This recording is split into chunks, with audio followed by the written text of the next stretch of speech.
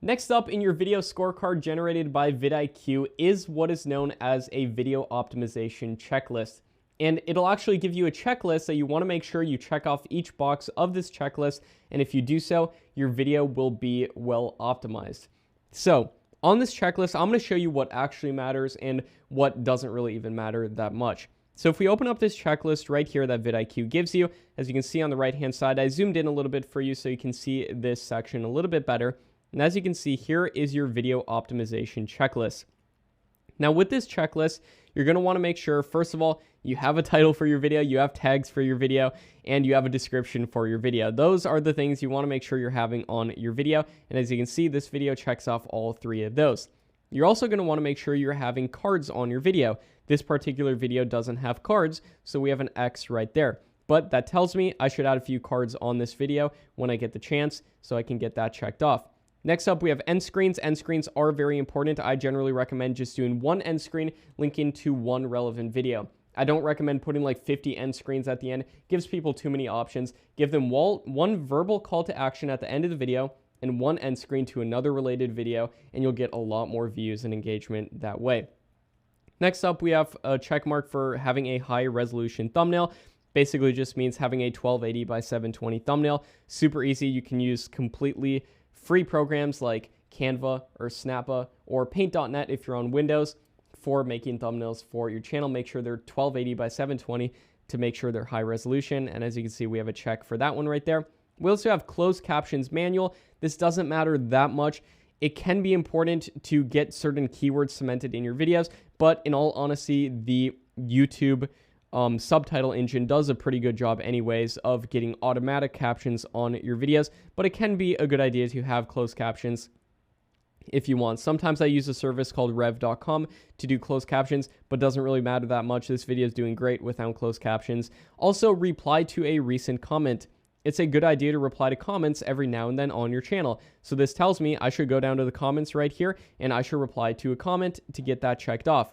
For example, I could reply to this comment right here. This is so dope. I love seeing you break down strategies you're using on the channel. I can just say, thanks for the kind words, Dustin. Really means a lot. And then I can just hit reply right there. And as you can see, I replied to a recent comment. So that will get checked off next time I reload this video. Next up, we have shared on Facebook. If you do have a Facebook page, this can be a good idea. If you don't have a Facebook page, it doesn't really matter all that much. However, if you do have a Facebook page, might as well take advantage of it, as well as if you have any other social media platforms, might as well take advantage of them. Now, one word of caution with social media platforms, only share on a social media platform if that social media account is in the niche of your YouTube channel. If not, you're going to drive the wrong type of traffic. YouTube's going to promote your video in turn to the wrong types of people. So only share on a social platform, whether it be Facebook, Twitter, Instagram, or otherwise, only if it's in the same exact niche, just so you know.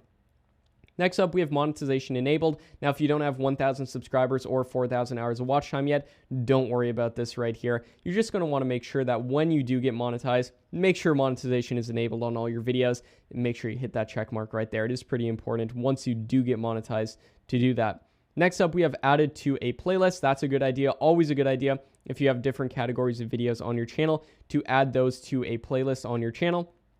For example, I have videos about making money on YouTube, and I have videos about growing on YouTube. This video right here goes into the growing on YouTube category. So that's why I put this video right here into the how to grow on YouTube playlist.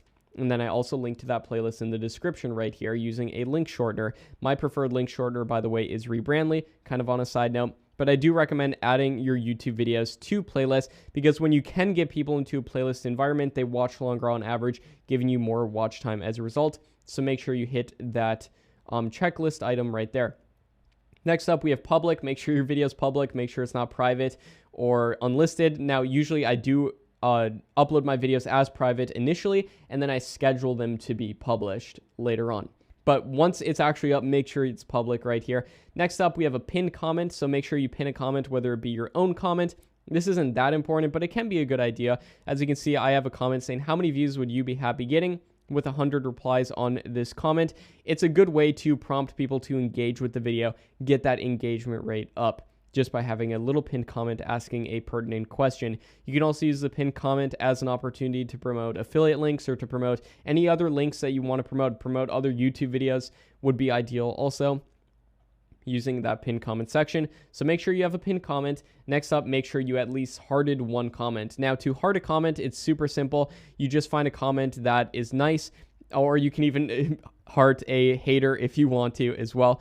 But as you can see, just make sure you find a nice comment on here, like this one, for example, was a good one. I love seeing you break down the strategies you're using on this channel. So I just hearted that comment. Make sure you do that on at least one comment. Not that important in all honesty, but it shows you're engaging with the community. And this is a nice little helpful checklist that you can go down just to make sure that your videos are as well optimized as they possibly can be. So now let's talk about what's most important with this checklist. Most important, having a title, description, tags, and a thumbnail. Very important. Next up, making sure that your video has an end screen going to another pertinent video with a call to action verbally in the video saying, if you like this video, you're definitely going to like the next video. Check out that video.